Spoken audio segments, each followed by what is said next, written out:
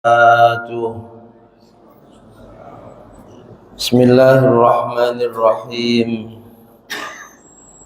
Binniyati liridha'illah wa lihusuli syafa'ati Rasulillah sallallahu alaihi wasallam wa liqadha'i hawaijina wa hawaijikum min hawaijid dini wad dunya wal akhirah wa lifutuhi qulubina wa qulubikum wa qulubihim futuhal arifin futuhal ulama'il amilin wassalihin wa ala ma nawu bisalafuna salihun ila hadratin nabiyil mustafa Sayyidina Maulana Muhammadin sallallahu alaihi wasallam wa ala alihi wa ashabihi ajma'in ila hadrati sultanil arifin Sayyidina Syekh Abdul Qadir Al-Jilani radhiyallahu anhu Sayyidina Syekh Abdul Hasan Al-Yassabili radhiyallahu anhu masyayikhina al-ahya'i minhum al-amma al-khas ila hadratihi ija'ali jadihi Abdul Karim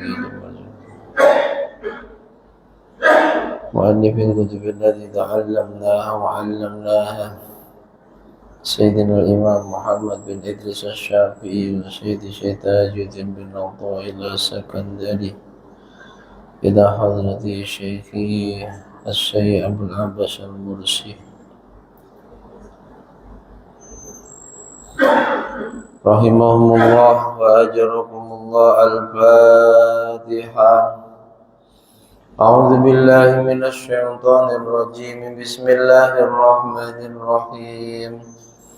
الحمد لله رب العالمين الرحمن الرحيم مالك يوم الدين إياك نعبد وإياك نستعين اهدنا الصراط المستقيم صراط الذين أنعمت عليهم غير المغضوب عليهم ولا الضالين.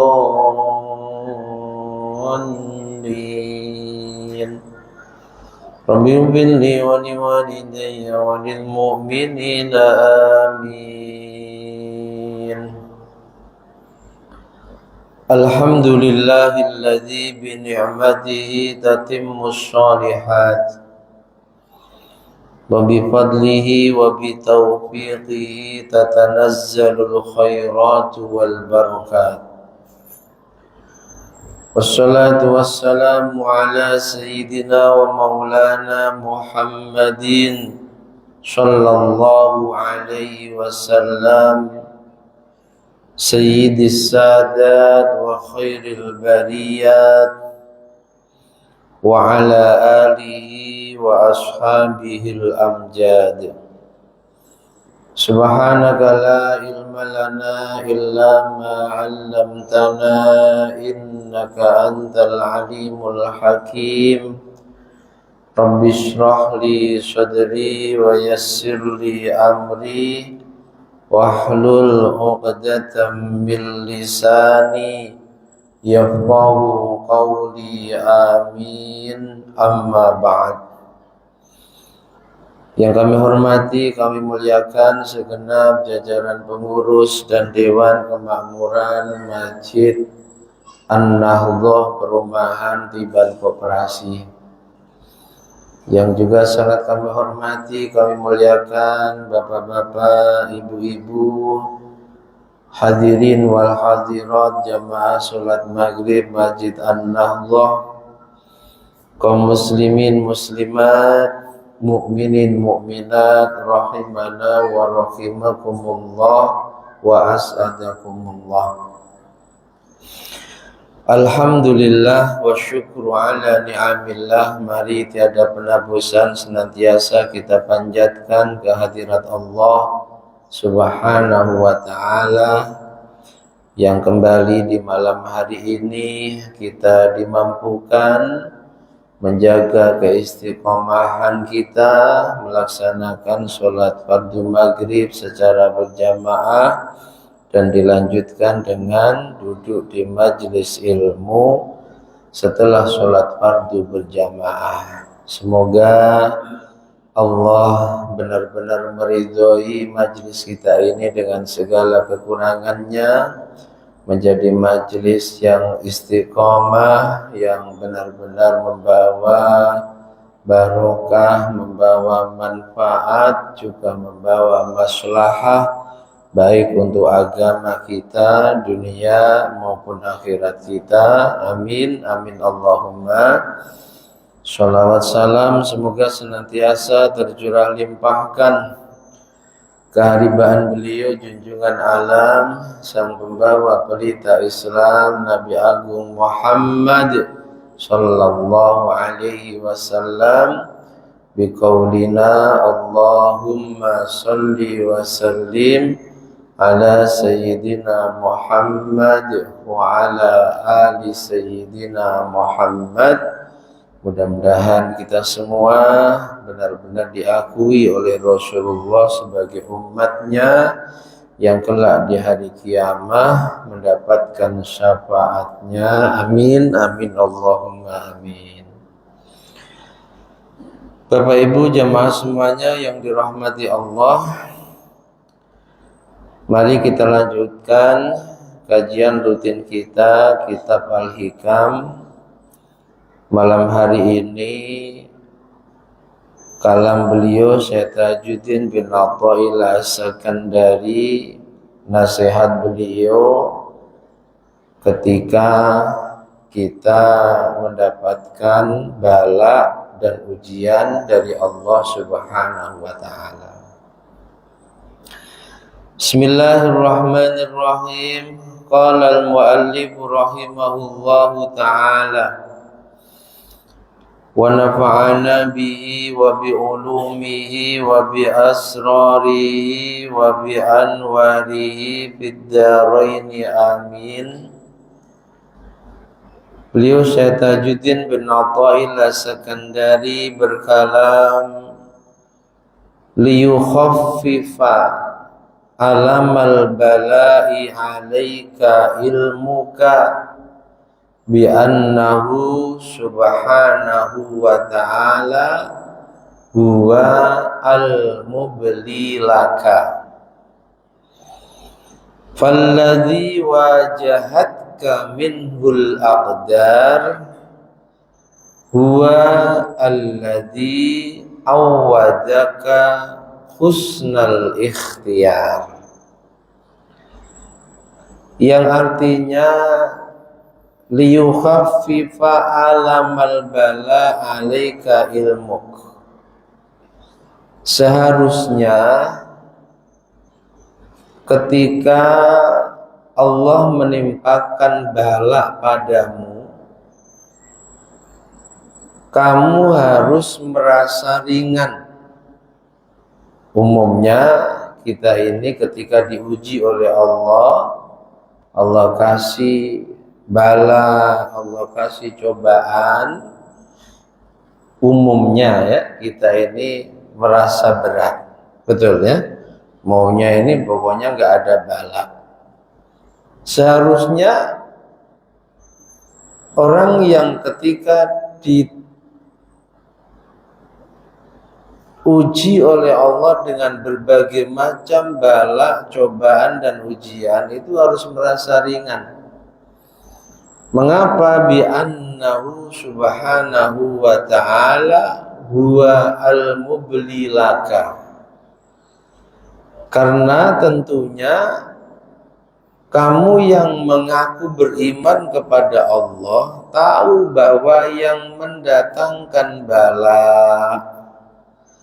tahu bahwa yang memberikan ujian kepada kalian itu adalah Allah, bukan yang lain.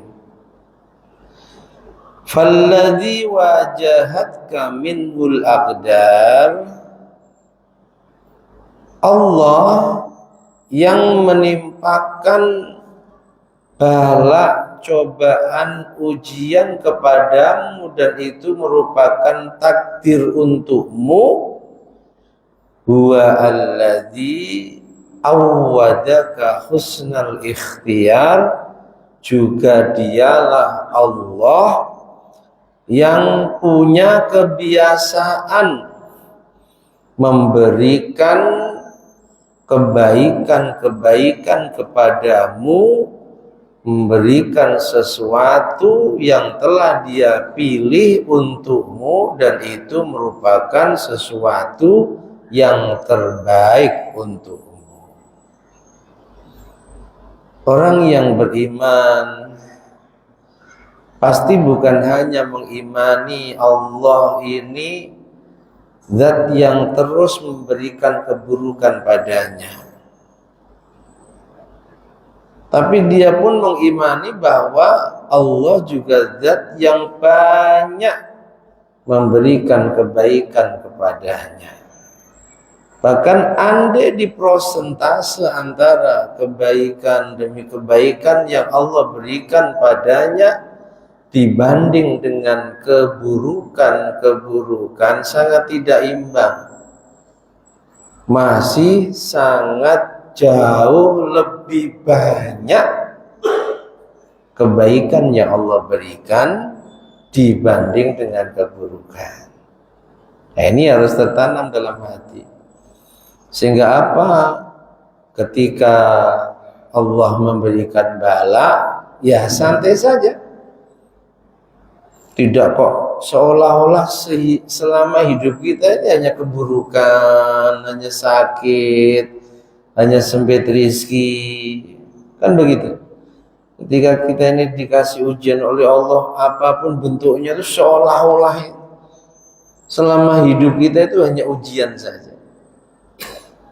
Makanya beliau berkala menasihat orang yang yakin bahwa yang mendatangkan bala itu Allah, bukan yang lain. Maka saat dia merasakan bala, cobaan, ujian dari Allah, dia merasa ringan. Dia merasa, kenapa? Yang selama ini memberikan kebaikan demi kebaikan juga Allah. Masih ingat kisahnya Nabi Ayub, ya?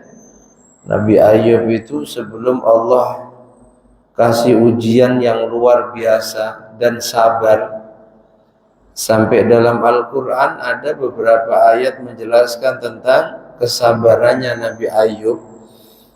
Itu Allah kasih kenikmatan kebaikan yang luar biasa. Nabi Ayub manusia terkaya di zamannya. Nabi Ayub ini istrinya 4, anaknya banyak, semuanya soleh-solehah. Pokoknya apapun Nabi Ayub itu punya. Meskipun demikian, harta, jabatan, dan kekuasaan yang dimilikinya tidak membuat Nabi Ayub berpaling dari selalu mengingat Allah. Ibadahnya terus rajin, bahkan semakin rajin setiap Allah kasih nikmat. Ini bedanya kita dengan Nabi Ayub, dengan para nabi, dengan para wali. Saat kita tidak punya, umumnya luar biasa, kita rajin ke masjid, tahajud tidak pernah ditinggalkan, waqi'ah, duha, zikirnya lama, saat miskin,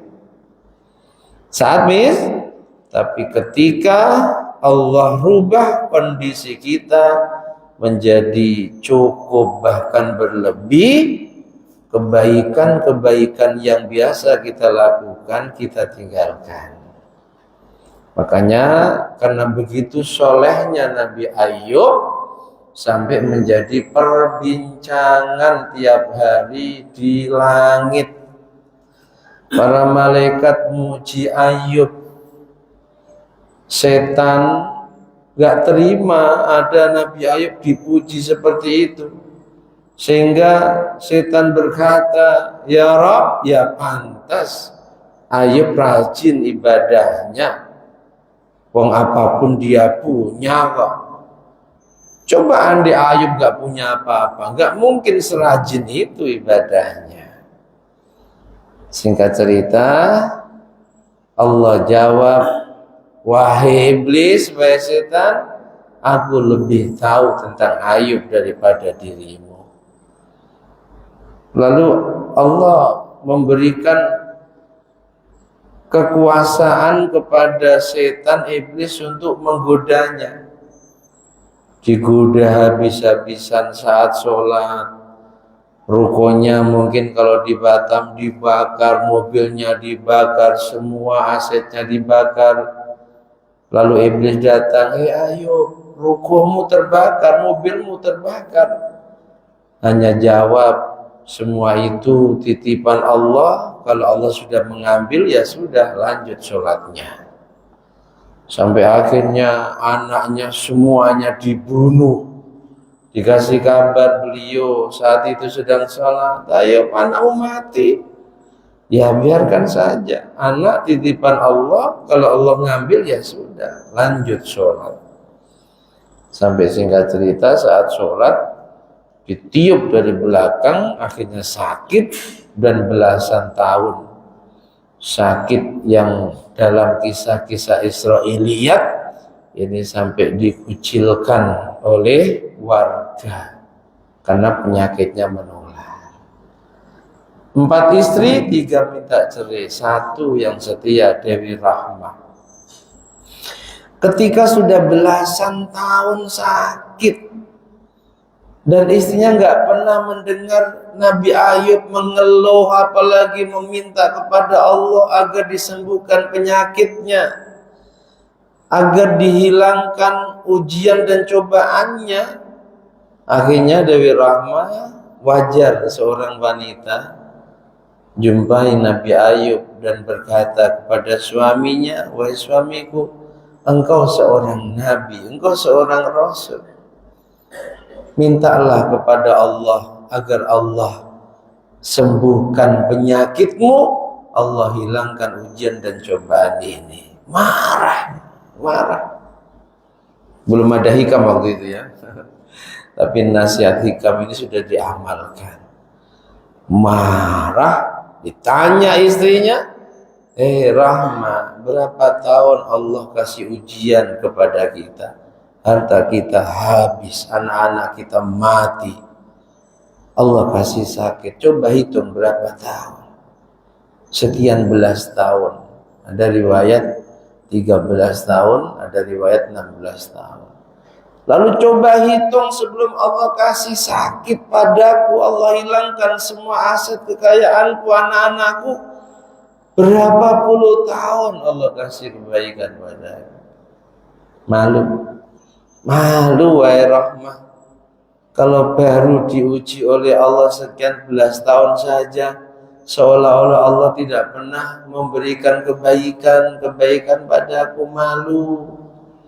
Kamu perintahkan aku minta kepada Allah, malu. Tapi berkah Nabi Ayub sabar atas ujian yang Allah berikan padanya, lalu Allah perintahkan kepadanya agar ngejukkan kakinya. Ngejukkan kakinya. Hah? Apa Ji? Gejukan kakinya ke tanah, dari situ menghentakkan kakinya, dari situ muncul air, lalu mandi, hilang semua penyakitnya, anaknya dikembalikan, hartanya dikembalikan, semua yang pernah hilang Allah kembalikan. Bukan kok berarti anaknya yang sudah mati dihidupkan, bukan. Beliau menikah lagi, punya anak banyak lagi, usaha lagi, hartanya pun kembali banyak lagi. Berkah sabarnya Nabi Ayub, meskipun diuji sampai seperti itu, terasa ringan. Sebab apa? Yakin yang muji Allah, dan Allah inilah yang juga punya kebiasaan sebelum Allah mengujiku, Allah memberikan kebaikan yang begitu banyak kepada. Nanti saatnya Allah merubah keadaan ini, Allah rubah. Ikhtiar wajib, tapi jangan sampai saat Allah memberikan ujian pada kita ini terasa berat sehingga dikhawatirkan yang ada dalam hati kita prasangka buruk sama Allah. Dikhawatirkan yang ada dalam hati kita Allah ini hanya memberikan keburukan pada kita. Paham ya? Jadi liyukhaffifa alamal bala 'alaika ilmu bi annahu subhanahu wa ta'ala huwa al-mubli lak. Saat Allah uji, anggap saja ringan. Ya, lihatlah sebelum Allah kasih ujian, Allah mudahkan urusanmu, lapang luaskan rezekimu.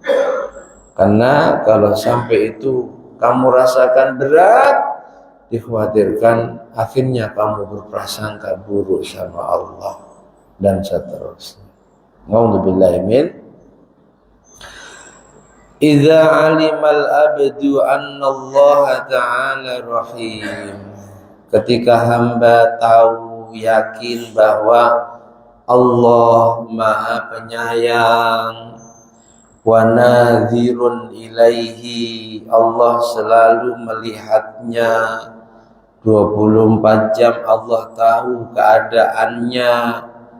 Fa kullu ma yuriduhu alaihi min anwa'il balaya war rozaya minhu, dan juga yakin tahu bahwa semua bala, ujian, cobaan datangnya juga darinya. Yang bagi lahu alla yaksurat bidzalik, maka hendaknya hamba yang ketika mendapatkan ujian apapun bentuknya nggak perlu dipikir berat, la yubali, nggak usah dipedulikan. Ya dipikir wong namanya kehilangan duit semisal. Tapi jangan sampai sebab mikir itu akhirnya timbul prasangka buruk sama Allah. Imbangi dengan sebuah keyakinan, sebelum ini Allah banyak memberikan kebaikan padaku. La yubali. Fa innahu lam yata'awwad minhu illa khairan lahu. Sambil berprasangka bahwa apapun yang Allah berikan itu yang terbaik dari Allah untuk kita. Meskipun secara zahir seperti keburukan, sakit, usahanya bangkrut, cita-citanya nggak tercapai, meskipun seolah-olah Allah ini nggak sayang pada kita, ngasih sakit, usaha yang dibangun sekian puluh tahun hancur, tapi berprasangka buruklah kepada Allah bahwa itu pilihan Allah yang terbaik untuk kita. Bisa jadi kalau diteruskan sehat, harta kita nggak pernah berkurang, terus bertambah, kita akan semakin sombong. Bahkan dikhawatirkan akan menjadi Namrud yang mengaku Tuhan, akan menjadi Fir'aun yang juga mengaku Tuhan. Apa sebab keduanya mengaku diri mereka Tuhan? Gak pernah sakit, gak pernah berkurang hartanya. La khaira, kata Nabi, sungguh tidak bagus, hati-hati.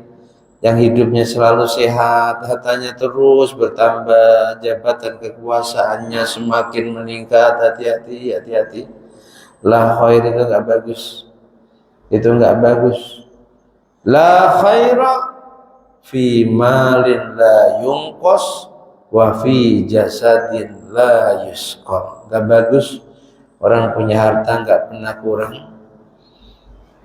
enggak pernah punya hutang, sehingga senang saja hidupnya. Orang punya tubuh enggak pernah sakit. Fal yuhsin bihi dhannah. Kalau sedang dikasih ujian dari Allah, terus tata hatimu selalu berprasangka baik kepadanya. Wal ya'taqid, dan yakinlah anna dzalika ikhtiyarun lahu wa anna fi dzalika masalih khafiyah la ya'lamuha illahu, bahwa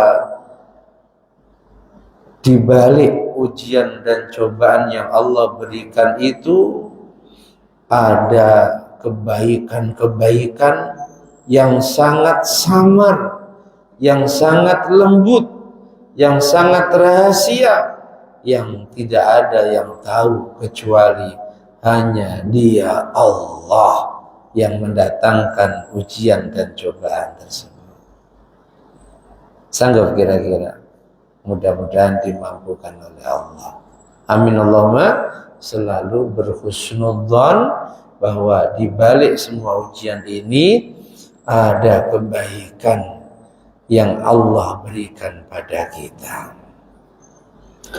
Kama qala Allah Ta'ala, sebagaimana dalam Al-Quran Allah berfirman, wa asa an takrahu syai'an wa huwa khairul lakum wa asa an tuhibbu syai'an wa huwa syarrul lakum wallahu ya'lam wa antum la ta'lamun.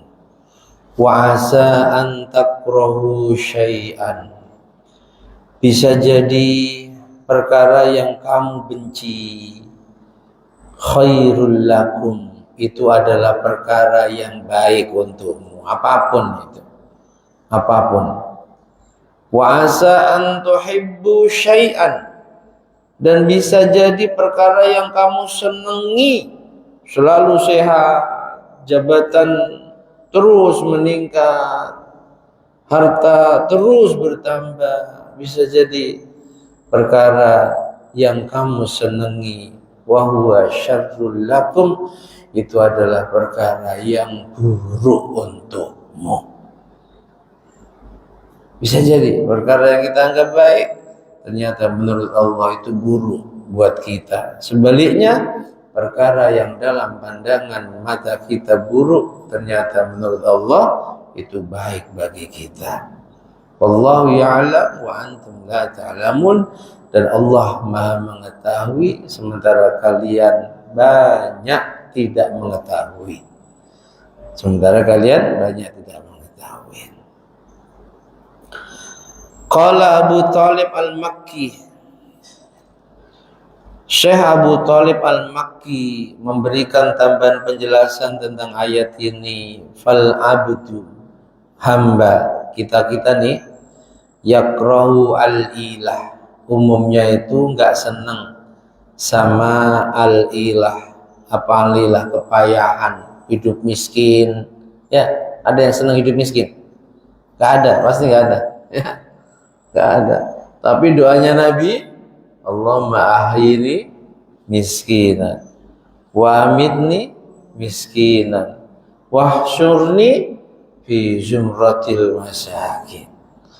Ya Allah, hidupkan aku dalam keadaan miskin. Ini saya nyontoh ya, saya nggak minta sama Allah, nyontoh saja doanya Nabi. Meskipun ini doanya Nabi, sunnah Nabi, saya nggak pernah niru. Ya Allah, hidupkan aku dalam keadaan miskin. Ya Allah, jangan diamini, jangan diamini. Ya Allah, matikan aku juga dalam keadaan miskin. Ya Allah, kelak di hari kiamat kumpulkan aku bersama golongan orang-orang miskin. Nabi, ya, dan diijabah oleh Allah. Meskipun dulu sebelum menjadi Nabi dan Rasul punya istri saudagar perempuan terkaya, bukan hanya di Makkah, di Jazirah Arab, tapi habis hartanya untuk perjuangan dakwah suaminya. Beliau meninggal dalam keadaan miskin, gak punya apa-apa, ya, karena itu bukan yang dicari oleh beliau. Umumnya, kata Syekh Abu Talib Al-Makki, seorang hamba ini gak senang payah, miskin, gak senang humul, hidupnya susah, gak senang banyak penyakit, gak senang. wa huwa khairun lahu fil akhirah. Padahal bisa jadi itu yang terbaik untuknya, untuk akhiratnya itu yang terbaik. Allah kasih miskin, Allah kasih hidup susah, Allah kasih ekonomi sulit, dia sabar, itu yang terbaik untuk akhiratnya. Apa arti baik di dunia kalau di akhiratnya nggak baik? Karena kebaikan di dunia tidak ada yang selamanya, semuanya hanya sementara. Tapi kalau kebaikan di akhirat selamanya. Cuma butuh sabar, butuh sabar. Orang sekarang ini kan maunya instan, maunya sekarang, nikmatnya sekarang. Dia lupa bahwa dunia hanya sementara. Yang langgeng dan abadi kelak di akhirat. Waqad yuhibbul ghina wal afiyah wasyuhra. Dan banyak manusia, kata beliau, ketika memberikan penjelasan ayat wa asa an takrahu syai'an fahuwa khairul lakum. Banyak sesuatu yang menurut kalian itu buruk sehingga kalian benci, padahal itu perkara sesuatu yang baik untukmu. Umumnya seorang hamba ini senang kaya, benar ya? Ada yang nggak senang kaya? Nabi juga ajarkan kok kita agar kaya. Saya itu pernah sowan ke salah satu putrinya Mbak Dalhar, dan hanya beliau yang masih hidup ya. Bunyai Nur Hasanah namanya, terkenal Majdub. Itu beliau ngajarin doa, bukan ngajarin, ngasih ijazah doa dari Nabi nih. Doa dari Nabi sering dibaca imam kita. Allahumma inni as'alukal huda wat tuqa wal afafa. Tapi beliau berpesan, kalau belum kuat jadi orang kaya, jangan walghina, jangan diminta. Karena banyak orang yang gak kuat jadi kaya. Ini beliau masih hidup, ya, punya santri banyak, agak Majdub, ya, putrinya Mbah Yai Dalhar Watu Congol yang masih hidup, beliau punya Nur Hasanah, ada di YouTube-nya. Jadi beliau mengijazahkan doa itu, tapi beliau berpesan kalau belum siap kaya jangan walghina, nggak usah. Itu kan doa dari Nabi. Allahumma inni as'alukal huda, ya Allah, semohon kepadamu al-huda, bimbingan, terus dibimbing oleh Allah dengan hidayahnya. Wattuqa, kemampuan untuk menjadi hamba yang bertakwa. Wal afafa, kemampuan untuk menjaga diri kita dari perkara yang menghinakan, keburukan, kemaksiatan. Wal ghina, itu ada wal ghinanya. Bahkan juga termasuk salah satu doa yang disunahkan dibaca ketika kita sa'i di putaran yang kelima kalau nggak salah. Tapi beliau bersabda, kalau belum siap jadi orang kaya, cukup doanya Allahumma inni as'alukal huda wat tuqa wal afafa.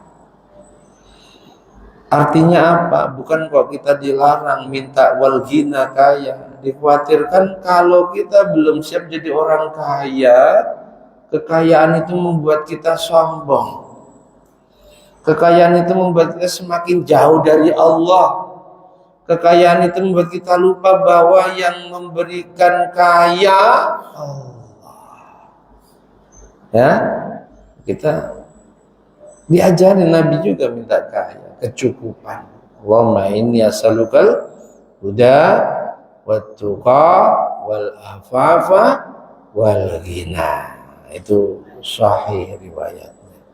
Ya, minta kaya, minta cukup. Banyak hamba yang minta kaya, banyak hamba yang minta afiah, selalu sehat. Wasyuhra, banyak hamba yang minta orang semua cinta padanya sehingga mengeluh-elukannya banyak.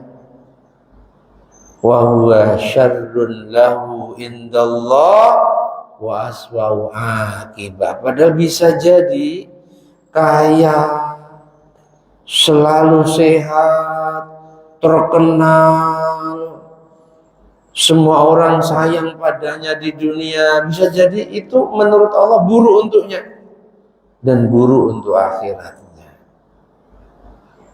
Terus bagaimana? Ya sudah, dijalanin saja. Kita pengen apa, minta diperintahkan.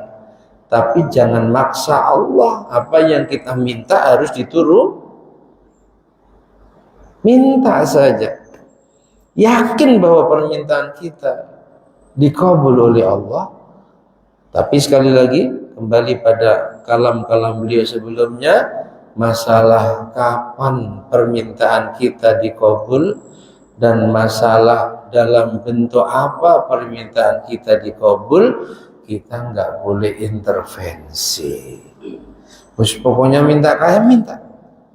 Andai kok ternyata sampai mati kita nggak kaya, tetap berprasangka baik. Allah sudah ngasih apa yang menjadi permintaanku, tapi dalam bentuk lain, sebab itu yang terbaik menurut Allah untukku. Potongan-potongan kita ini kan kalau dikasih kaya sombongnya, naudzubillah, ya biar nggak ada sombong, nggak ada tinggi hati, ya biasa saja. Tapi Allah kasih yang lain, yang itu lebih baik dibanding hanya sekedar kekayaan. Apa? Iman terjaga. Apa? Terus Allah bimbing dengan hidayahnya sehingga takut bermaksiat padanya, bisa istiqomah menjalankan perintahnya, menjauhi larangannya. Jadi selalu berprasangka baik kepada Allah. Wa fi ma'na dzalika, senada dengan firman Allah ini, wa asa an takrahu syai'an fa huwa khairul lakum wa asa an tuhibbu syai'an fa huwa syarrul lakum wa asa an takrahu syai'an. Bisa jadi kamu benci pada sesuatu, padahal sesuatu itu baik untukmu. Bisa jadi kamu senang pada sesuatu, padahal sesuatu yang kamu senang itu buruk untukmu.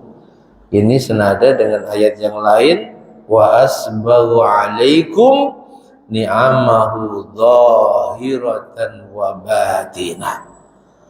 Kalau kamu mau mengakui sesungguhnya Allah telah menyempurnakan nikmatnya padamu, nikmat dohir, nikmat batin, syukurmu saja yang kurang.